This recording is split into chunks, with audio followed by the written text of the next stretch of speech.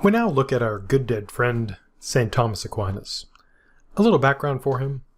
He was born 1224 or 1225 into a noble Italian family.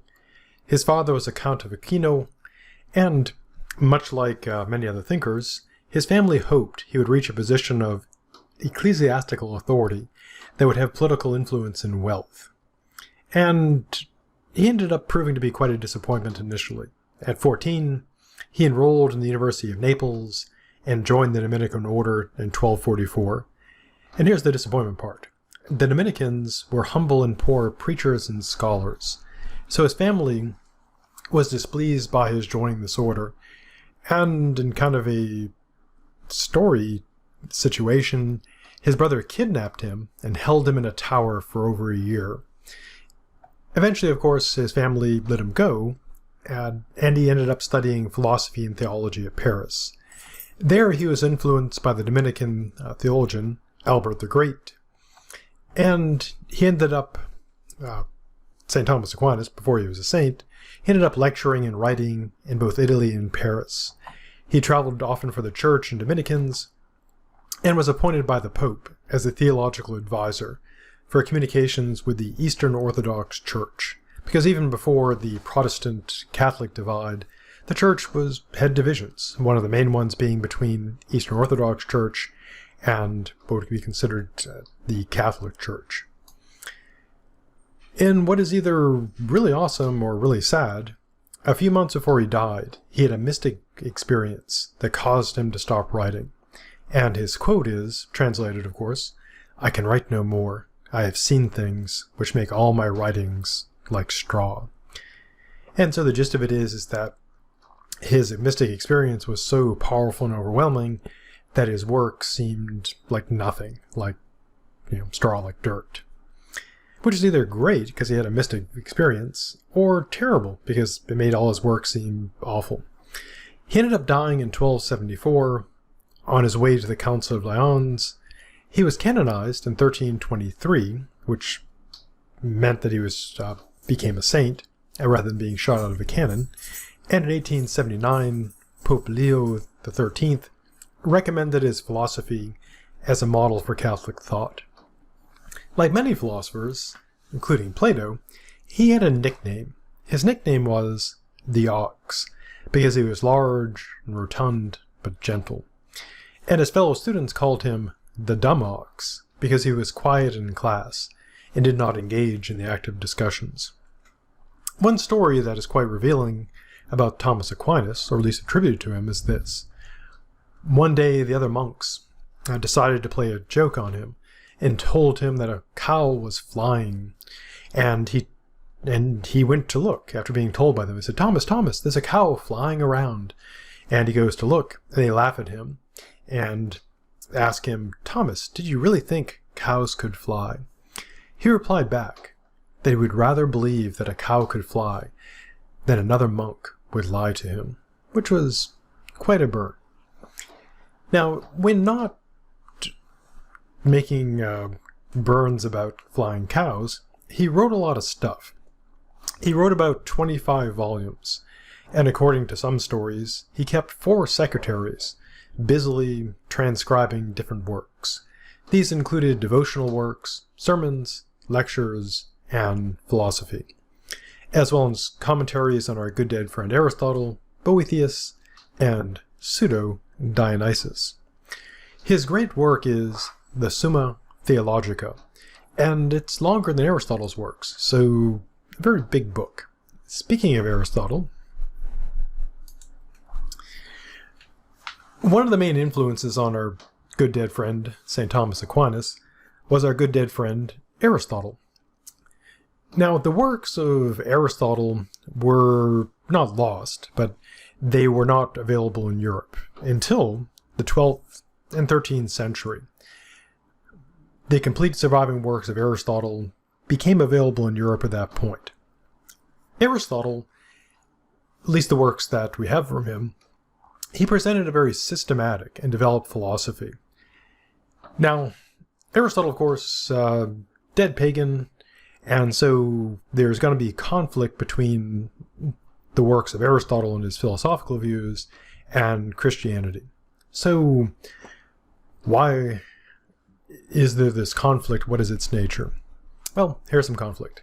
First, Aristotle, although he has a first mover, quite famously, which is essentially stolen by St. Thomas Aquinas, repainted and presented as the way of motion, Aristotle regarded the world as eternal and uncreated, without beginning, without end. He did have a first mover, but the first mover did not create the world. The first mover moves things by, in a sense, serving as, kind of crudely and accurately put, serving as sort of like a perfect model that other entities try to emulate, roughly put. And if you take the class in metaphysics, you'll get to see quite a bit more of Aristotle's first mover. Although there's some debate about this, Aristotle did not seem to accept the notion of personal immortality. Now, Aristotle's works didn't arrive just, on their own. There were commentaries on his works. For example, Ibn Rashad had commentaries on Aristotle's works, and Christian thinkers, influenced by Ibn Rashad, tended to alter their theology to match their philosophy, which, as you might imagine, worried the church authorities. Another conflict was this. Plato's work were known, for a much longer period of time in Europe than Aristotle's. And so Neo, or New Platonism, had been the dominant philosophy for Christians for a really long time, making Aristotle's empirical and naturalistic tendencies seem threatening. And so somewhat interesting that Aristotle's works arrive, centuries after Plato's, and the philosophical conflict begins again. And Neoplatonism has got all kinds of metaphysical stuff going on as well. And so we end up with a Plato-Aristotle conflict again. So what was Aquinas' view of this? Well, he regarded Aristotle's works as such that he could adopt some of the views without falling into the dangers of heresy, which would be a terrible, thing. And back in those days, heresy could result in committing it, could result in one being killed. He regarded Aristotle's works as a rich intellectual resource, and perhaps he was not the first to do so, but he referred to Aristotle as the philosopher. And this kind of stuck. And so during the time period after Aquinas, and for quite some time, Aristotle was known to medieval thinkers as the philosopher, and he dominated Western philosophy and science for a long time, until eventually, of course, he was overthrown. Now, Aquinas was very willing to be critical of Aristotle, and regarded him as a pagan who lacked divine revelation, at least when it came to matters of Christian faith. So what we see here with the return of Aristotle, or the adoption of Aristotle, is a shift from Plato to Aristotle. Plato, as we'll see in the future, focused on Platonic notions of the eternal and otherworldliness. And in the 13th century, people were starting to move away from that view. So the challenge Aquinas faced was this. How do you retain the transcendent nature of God and the afterlife while reconciling those two with a concern with the here and now? And Aquinas' thought was that if you use Aristotle, you could reconcile the theologically correct with the philosophically rigorous. Now, Aquinas, of course, was not the only philosopher to address matters of faith and reason.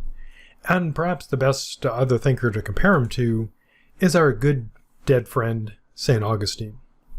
Now, Augustine took the following view. He wanted to reconcile both faith and reason, much as Aquinas wants to do, centuries later. So what distinguishes the two, besides obviously, the time period separating them? Well, it comes down to their view of the impact of sin. Both thinkers accepted that sin had impacted humanity. In the case of Augustine, his view was that sin wasn't just moral damage, but also, in a way, brain damage, that it damaged our reason. And so, not only are we morally corrupted by this sin, our reason is also deranged and damaged. And so, before the mind is repaired by grace, reason is not going to function well. And this does provide an interesting way to criticize people who argue against religion. If Augustine were right, their arguments would seem very good to them, but it's because they effectively have brain damage, sin damage to their minds. So for Augustine, faith is a necessary condition for philosophical understanding, and philosophy is dependent on religion, because you can't have proper philosophical inquiry without people being repaired by grace. So what about our good dead friend St. Thomas Aquinas? What's his view of this matter? Unlike St. Augustine, Aquinas did not believe that sin crippled our rational capabilities. So we didn't get brain damage from sin. But he does agree that it did affect our moral life. So we are morally corrupted, but our reason is functional. Although, of course, it may be influenced by our sin. So because of this, reason can be an autonomous source of knowledge. He carefully distinguishes between philosophy and theology, but gives each its due respect. And he takes it, to get to some epistemology, his theory of knowledge, he claims there are two sources of knowledge. It's important to note that he's not claiming that there are, alternative facts. These essentially are different sources of the way you can get knowledge. So to use a bad analogy, it's kind of like you could get information through, say, a text, or you get information through a phone call or messenger, or similar means, and you would get the same content, just in different means. So to stress, he is not claiming that there are alternative facts or alternative truths. There are two sources of knowledge. In the case of theology, this provides knowledge through faith and revelation. In the case of philosophy, it provides knowledge through human reason and experience. So theology begins with God and heads towards knowledge of the natural world. For him, philosophy begins with empirical evidence of the natural world and heads, through reason, towards God. So, therefore are for him three types of truth and two kinds of theology.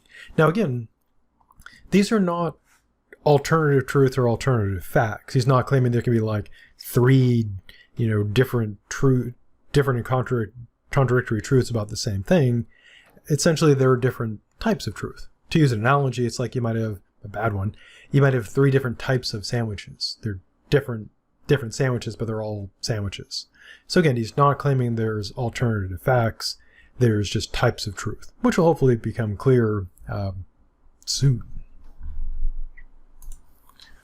So the first type of truth consists of Christian teachings that are matters of faith. The way a person knows these is through revelation. For Aquinas, they are beyond the realm of reason, but they're not contrary to reason, so they're not irrational.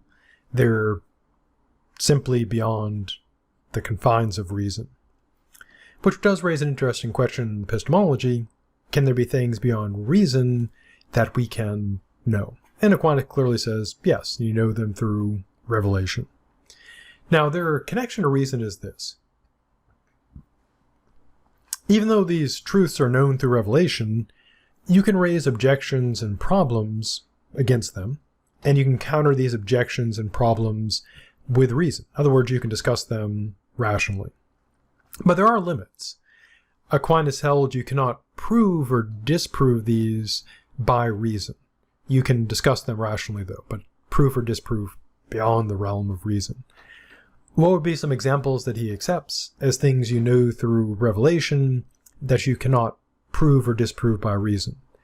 Well, they include the Trinity, incarnation, original sin, the creation of the world and time, the sacraments, and the last judgment. The second type of truth, and again, for Aquinas, truth is truth, there's just sort of different ways you'd get to truth.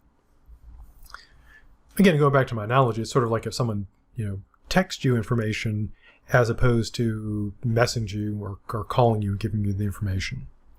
Second type of truth is this: empirical knowledge and self-evident philosophical principles. These scientific and philosophical truths cannot be known through revelation, and they would include Aristotle's laws of logic and the biological function of the heart.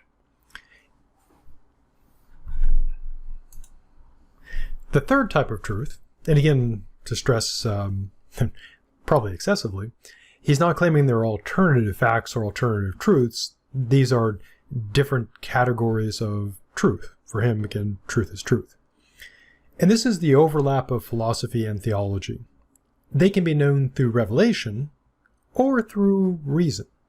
So you can approach it either from philosophy or from religion. Examples for Aquinas include the existence of God, God's essential qualities, the existence of the soul, the immortality of the soul, and natural moral law. Now, given his view, he ends up embracing and endorsing two types of theology. One is revealed supernatural theology, kind of an old-time religion. Secondly is natural theology, which is a branch of philosophy which is aimed at establishing theological truths through the use of reason and empirical evidence. Now, according to Aquinas, where the two overlap, there can be no true conflict, since they both reveal truths originating in God. So where do disputes and debates and conflict arise? Well, according to Aquinas, essentially us. Our interpretations and judgments of the two types of theology, revealed supernatural and natural theology, can come into conflict. So we can mess things up. But at the core of it, again, he doesn't claim there are alternative facts or alternative truths. And if there is conflict, if the theology is true, it only conflicts with false philosophy. And true philosophy only conflicts with false theology. So in his view, if philosophy says one thing and theology another, then one of them has to be mistaken. The question would be which? It could be that theology's got it right, or it could be that philosophy's got it right. Now, as I noted, Aquinas was heavily influenced by our good dead friend Aristotle. So now we turn to looking in more detail at Aquinas' epistemology, his theory of knowledge, and his metaphysics, his theory of reality. Now, two of the big camps in philosophy that I mentioned before are the empiricist, who believe that whatever you know about the world, you know through the senses, a posteriori, after experience, and there are no innate ideas. The rationalists hold that you can know some things about the world through pure reason, and they generally endorse innate ideas that they're built in. Aquinas falls solidly into the empiricist camp in this regard. Following Aristotle, he says the mind famously is a blank slate. Sometimes, would be expressed in Latin as tabula rasa. And he is generally regarded as rejecting all innate knowledge. So nothing is built in. Even knowledge of God, at least according to most. Again, everything about philosophy is subject to debate, but that's kind of the general view. So, how do we know stuff? Well, here's how it works. Reason is there. The capacity to reason is there as a capacity, a faculty. And then the senses provide reason with content. To use an analogy, it's like you get you get a camera, nothing nothing on the memory, card or chip, and then the lens, of course, brings it in, and then you can work with it in a program. So the operation of the intellect originates in the senses, in what the senses apprehend. But according to Aquinas, the intellect knows many things which the senses cannot perceive, which may sound a bit like allowing for innate ideas, but could also be interpreted as that even though the senses bring in stuff to work with, and that's where knowledge begins, your senses can, your intellect can do other stuff as well. So what does this intellect do? Well, for Aquinas, following Aristotle, the intellect is both passive and also active. When it's operating passively, it gets what philosophers call raw data from sensory experience. If you know a bit about photography, when you take a picture with a certain type of camera, you can have like just the raw data in there, the file, and you could use that as an analogy. Don't need to know about photography for it to work. So the idea is basically you just get data in your intellect. Now, this is something that will come up throughout the course of the course, especially in the context of epistemology and metaphysics, is how do we know about the world? Well, Aquinas' answer involves God, of course.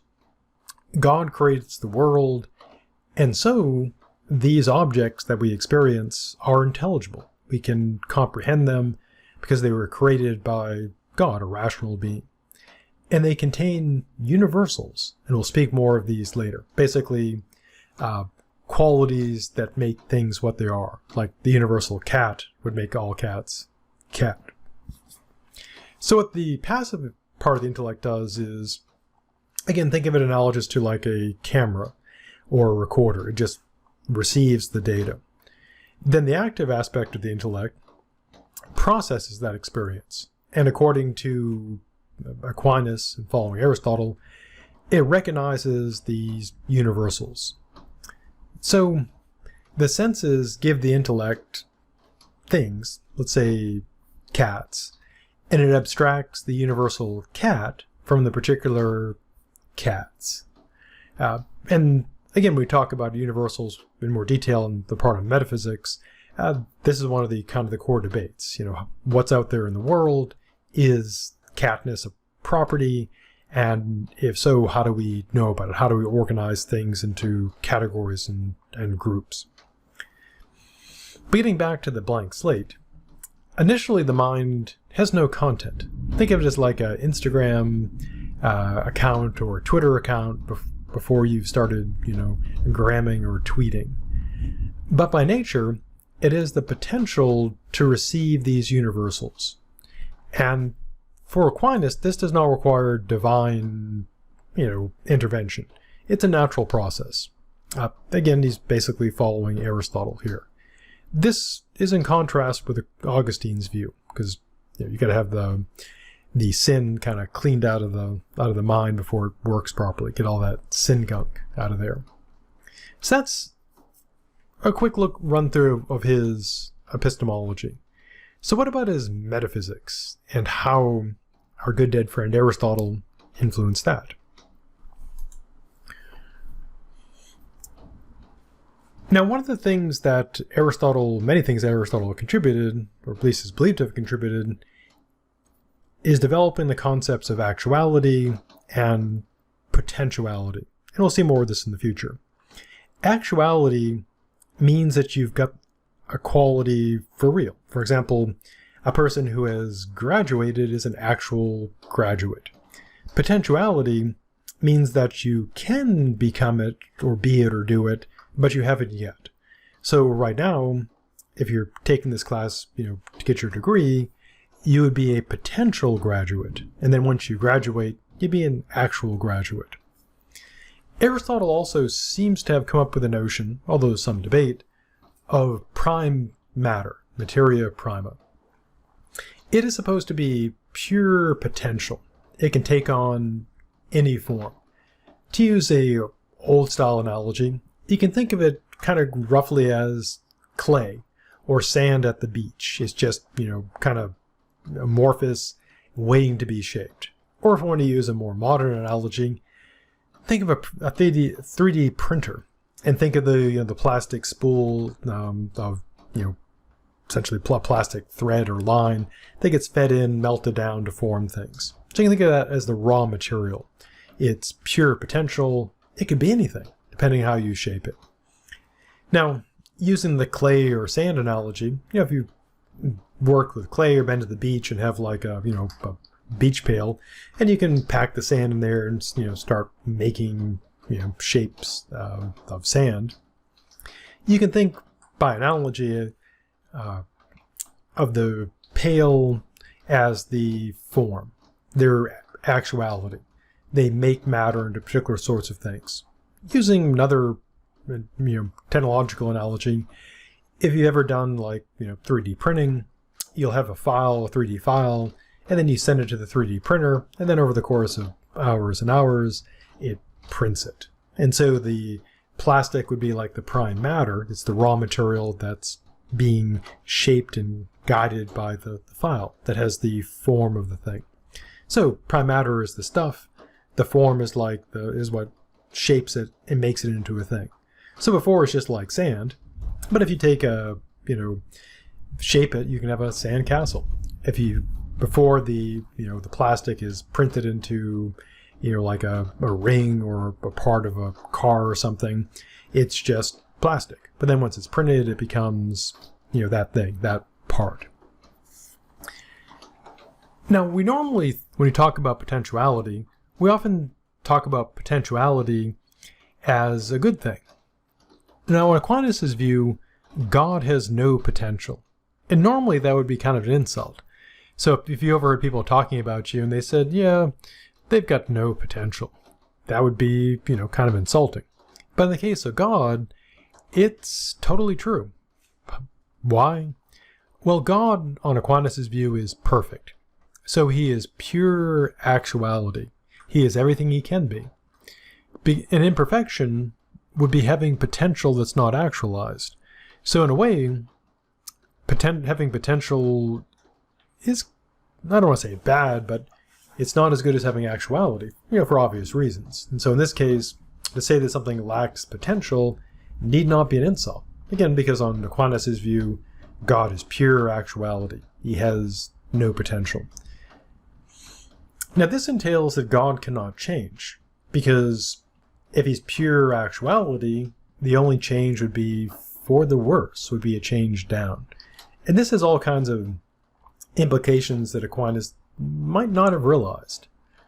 Now, the created universe, and Aquinas holds that God created the world, it's dynamic, because all created beings are less than God, and we exist between pure potentiality, just, raw stuff, and complete actuality, between, becoming and being. Now, he stole from Aristotle, who probably stole from others, this notion that all beings have a natural tendency towards fulfilling their potential. In this case, in Aquinas' case, they're imitating God. So all things are striving to be perfectly actualized. And of course, they're not going to succeed, because then they would become God. Now, this striving, this organization with God at the top, lays out a metaphysical hierarchy, which takes us to metaphysical hierarchy, the great chain of being. Now, on Aquinas' view, the universe is a hierarchy, ranging from the lowest substance at the bottom, the least of things, that's still more than nothing, all the way up to God. Now, one question that comes up, and we'll see this in the context of the problem of evil, and it's a question people often ask, can be about a particular thing, like, why are there mosquitoes? Or, very appropriately today, why does the coronavirus that causes COVID-19, why does that exist? If God exists, why is that there? Now, one answer can arise from this notion of the great chain of being. God, according to Aquinas, creates the universe to express his fullness. And so you have to have a complete universe with complete variety. Crudely put, why are there mosquitoes? Well, there's a spot for them. And if they didn't exist, or if something didn't exist in that spot, it would be empty, and the universe would have a hole in it. Now, of course, most of us would be probably fine with a mosquito-sized hole in the universe. No mosquitoes. Or especially like the coronavirus. We'd be happy to see that go. So how does Aquinas use this great chain of being? Well, in a variety of ways. One is to prove the existence of angels. How so? Well, they're between us and God. They're like God in being purely spiritual, non-physical beings. But they're like us in that they have potential, unrealized potentiality, because they're less than God. Another key aspect of this is that the world being built on a hierarchy is orderly. It has an order, and it's intelligible, so you can know it. This also bakes in purpose. It's a teleological world. Why? Well, everything that's created has a potential, and it's trying to achieve actuality, or aiming at actuality, or heading towards actuality. And so everything's got a purpose, not only in terms of like us as people, like trying to complete this class, trying to graduate, but also as living beings. So as a human, we would have a purpose, a function, and that's to, he steals from Aristotle, to fully be what we are, to fulfill our essence. This also puts into place objective value judgments. How so? Well, when you have this hierarchy from God all the way down to nothing, beings are ranked greater or lesser. And so you can have an objective, at least on this view, an objective hierarchy of value. And if you take the ethics class, one implication of this, ethically, is Aquinas, and also St. Augustine, uses to argue why it's okay to eat animals. Rough answer is, we can eat them because we're better than them. Now this of course would entail that angels can eat us and God can eat angels, but then things get kind of weird. So, very important concept for our good dead friend Aquinas. Now we just have a bit more setup to do before getting to the 5 ways. Now another aspect of his metaphysics includes the concept of existence and essence. And this is stolen right from Aristotle. A thing's essence is what makes a thing what it is. So it's the qualities or features that would make, in the case of people like us, it's the qualities that would make you, distinct from all the things. Or, of course, other entities, non-people, can have qualities too. For example, to the simple example, a triangle's essence would be being 3-sided. That's what makes it what it is. A square would be being 4-sided. And then, of course, more complex entities, the essence is more complicated. Now, essence is distinct from the fact that something exists, at least for created beings like us. Now, some thinkers attribute to Aquinas what seems like an odd view, namely this. One way to argue for God, a priori, is to argue that God's essence entails that he exists. Why? Well, this is basically copying the ontological argument. God is a being such that no greater being can be conceived, so his nature is such that he exists necessarily, and so God must exist. Now, Aquinas rejects this argument, because although we do understand the word God, we do not and cannot directly grasp his essence. If we could, we would know his essence contains existence. But since we lack this knowledge, we could not argue from his essence to his existence. So given his epistemology, arguments for God's existence must begin with empirical evidence, hence the 5 ways, which we'll turn to next.